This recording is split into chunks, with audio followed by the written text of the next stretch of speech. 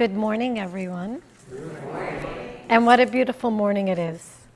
This morning I woke up early. I wake up early every morning and meditate, and when I woke up this morning, I don't know how many of you saw the sunrise. It was probably one of the most exquisite sunrises I've seen in my life. And I thought, wow, this is one way my faith gets restored. It's really interesting when I accept the commitment to speak here. It's not just the event, like when I'm standing up here speaking to you, that is the experience. And I think some of you who also speak here understand that it's usually like a whole journey to getting to this day. And so usually we get the topics a year before, and they give me a bunch of choices, and this was peace when I signed up for it. And so I put it in the back of my day timer. I'm one of those people that still uses day timers.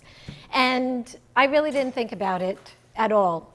In May of this year and June, I had two events that happened in my life, one personally with my father, and one that was a legal thing that changed my life so severely that it really shattered me.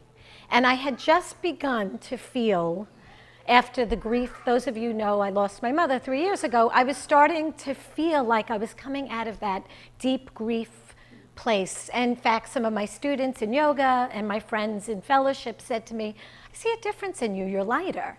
And I thought, wouldn't it be nice if it was my weight? But it was like, here it was, my energy was lighter. I was starting to come out. And then I had these two experiences that really rocked my life.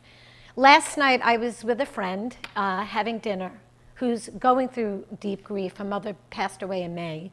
And we were watching Evan Almighty, one of those silly movies that is really actually pretty profound. And at one point, Evan is talking to God like, really, what the hell are you doing to me?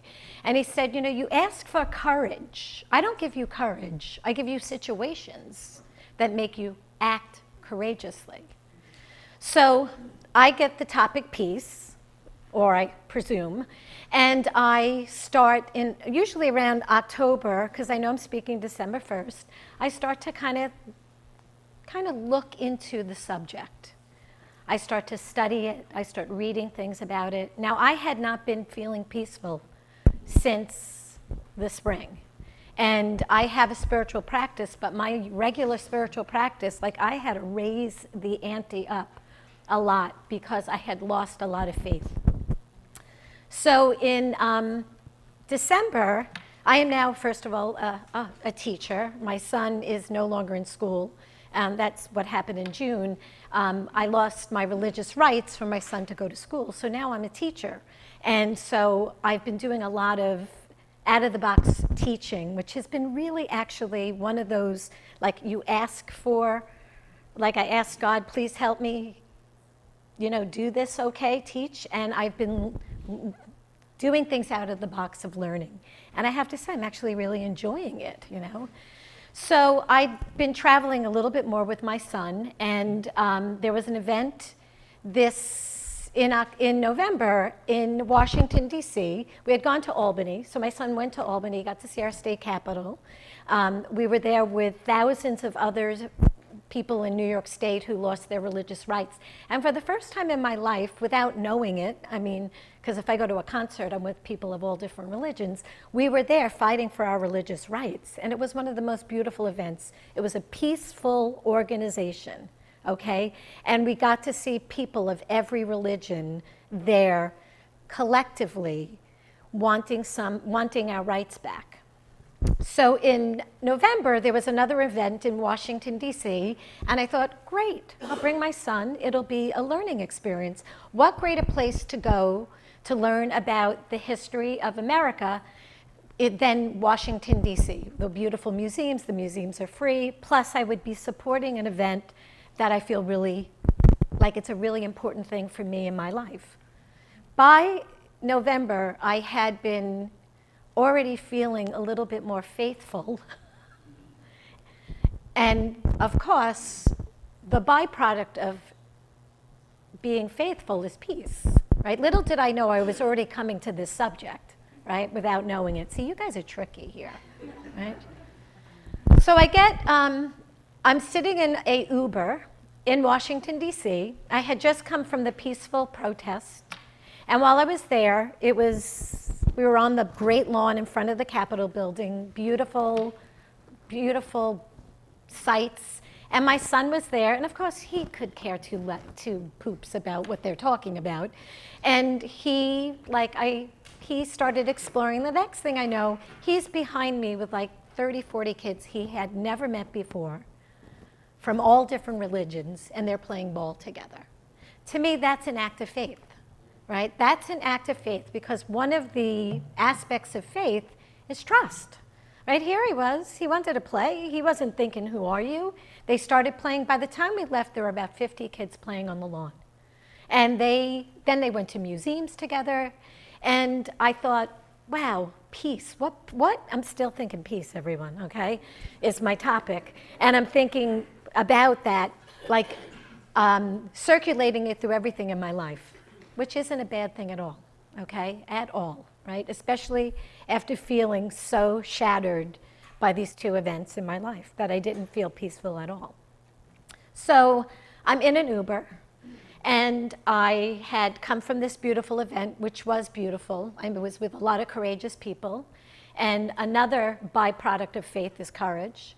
And we had also visited the day before. My husband and I, we were like, what museums do you want to see? So my son wanted to see the Spy Museum.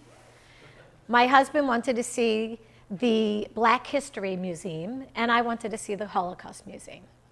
And so the day before, we had gone to all three museums, which left me with a lot of feelings about peace. I mean, especially those two museums, the Black History and the Holocaust. I mean, my son made it only through half of it, and he had to leave. That's how intense it was for him. And when I left there and I was sitting in this car, the Uber driver had on the impeachment hearings, which I was not listening to, because if I want to feel peace, trust me, that's not what I want to listen to. And I heard them introduce the ambassador, and I sat there and I thought, I want to be an ambassador of peace. My purpose, or one of my purposes in this life, is that. And that's when I got my topic. So I get my little note saying you're going to speak, and I'm like, are you sure? I didn't, for some reason, I must have deleted the email that you send about the topic. And of course, no coincidences, because I needed to be focusing on peace. It was part of, like, God works in not mysterious ways at all. And so I tell her the topic, and she's like, well, the topic's faith, not peace. And I immediately was like, oh my God, because I like to prepare. I'm one of those people that prepares a lot. Like, I have all these things. I'll probably read none of it, And I thought, well, I'm an ambassador of faith. Because if I don't, and what my faith is my faith is in God. Because I could have faith in anything. I mean, the definition of faith, complete trust or confidence in something or someone. So I could have faith in fear. But I want to be an ambassador of God consciousness, which has really been I feel like it has been my purpose since I'm a little girl. I have been a seeker. When I was looking up the definition of faith this week, not just faith, but faith in God, because it has faith in all kinds of things. I loved the definition on the internet. It says, it is the connecting force or power into the spiritual realm, which links us with God and makes God become a tangible reality in our human experience. It is the basic ingredient to begin a relationship with God. Right? So we're spiritual beings, and I heard it this morning, spiritual beings having human experiences. So I'd like to do a little exercise with you, because I like to teach experientially. I'd like you to just close your eyes and just take a couple of breaths.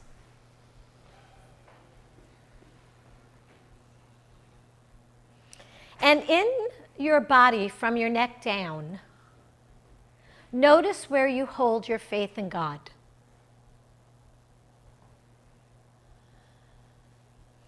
And when you find it, I want you to really anchor it.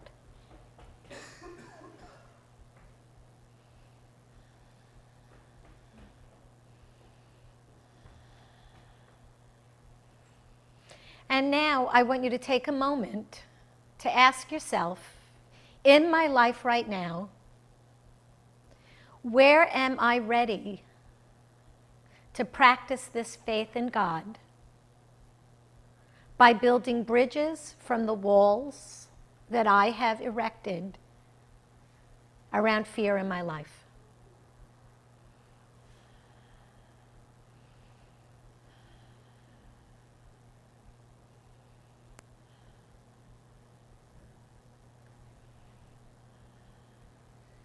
And then feel where you hold faith in God in your body from the neck down, and allow that to absorb into each other as one. Find your breath in your body and open your eyes. Simple exercise, right? Everything is inside us. What does faith look like? Faith in God, what does it look like? For me, it looks like peace. It looks like kindness, presence, compassion, clear, I'm clean, and I feel whole. In May of this past year, I had a incident with my father. I've been practicing accepting and loving my father for the last 2.5 years. And an event happened that just, when it happened, I said to him, I never will speak to you ever again. And I meant it. I'm Sicilian. So, Sicilians, when we say something, we mean it. It's the part of my heritage I don't like. It's like, you're cut off, right? Anyway, so from May until August, I didn't speak to my father. I did my sister's wedding service with him there, married her and her new husband, and did not say a word to him. I was holding on to that wall. In August, my father had a roommate who was living with him. I get a phone call, and he's like, your father fell. I live 5 minutes away from my father. I rushed over there. My father was a mess, some blood thinners. He's 85. He could barely walk, and he's a really bad alcoholic. He's suffering so much. It's nothing to do with me. And when we called the ambulance, I got in the ambulance and drove to Southampton Hospital with him and sat in the room with him. And I sat there, and I had been praying to let go and forgive him. And I've been praying on my knees. And I sat in that room and looked at him. God gave me exactly what I needed. And I thought, can I live with never speaking to this man again? And I knew right then and there I couldn't. And I forgave my father completely. It was like something lifted off of me. And from that moment on, I have love and acceptance of my father. He's still him. There's nothing different. But I feel really clean. That's what faith looks like. And if I want to practice it, God will give me opportunities for it. I recently, quickly, because I only have like a minute, I recently saw the movie about Fred Rogers. He's my new guru. Just really, I've read everything about him. I've read a lot about him, but watch that movie. I cried from the beginning of it to the end of it, weeping. My son was like, what is happening to you? I'm like, so much identification in that there are living saints. And saints, not like he was very human, but he really worked his faith. So I'd like to end with a quote by him. And if you haven't seen the movie, go see it. I believe that appreciation is a holy thing, that when we look for what's best in a person we happen to be with at the moment, we're doing what God does all the time. So in loving and appreciating our neighbor, we are participating in something sacred. I love you all. I know you are all doing your best, just like me.